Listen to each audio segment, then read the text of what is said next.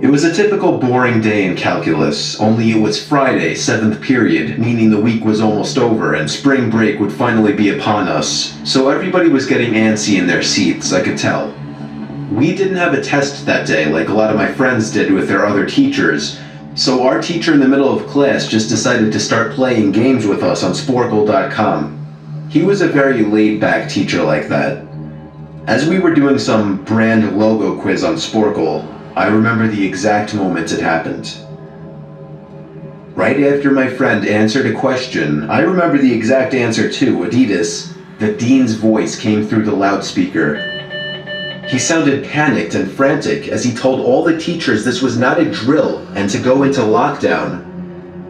I actually got the chills, and I got goosebumps on my arms as our usually laid-back teacher too seemed panicked as he ran to turn off the lights and ushered us to the back corner of the room.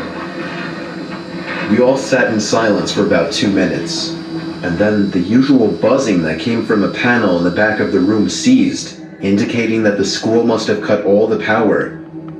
We all looked at each other, realizing this must be serious. A few more minutes of waiting later, we heard a man screaming at the top of his lungs coming down the hallway. 2 girls in the class actually started crying, which made all of us even more scared. As the screaming got closer to the classroom, the lunatic-sounding man started banging on the lockers while screaming, "I'll kill all of you." It was at that moment that I started to fear for my life. My teacher shushed us as we all looked at each other to see our peers' reactions. The banging then moved from the lockers to our classroom door. And that's when one of the crying girls screamed no. The banging on the door only grew worse as the man started screaming, "Open up." 2 of the girls in the class were crying out loud now. It felt like an eternity that man was pounding at the door, but eventually he finally continued down the hallway, screaming like a mentally insane person until we could not hear him anymore.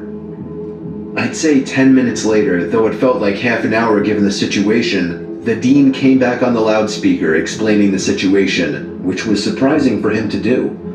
He explained that some apparently mentally unstable person entered the building and assaulted the woman sitting at the front desk, causing her to flee the building screaming, and staff wasn't sure if the man was armed or not.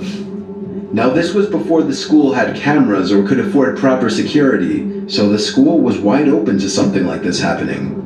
The staff had done a sweep of all the hallways and classrooms and couldn't find him, so the dean instructed the teachers to resume teaching but to keep all the doors locked and to not let any students leave for any reasons. The most disturbing part, however, is that one of the janitors working the night shift found the man sleeping in one of the storage closets near the back end of the school, and according to rumors that were spread by my peers, sticking out of his pocket was a .44 Magnum. The janitor must have done something stupid to wake him up, for example, leaving the closet door open, because by the time a police officer could arrive on the scene, the man was gone. My entire class, as far as I know, to this day, has no idea if this man was ever found, but I like to think that right now, he's being given the proper help that he needs.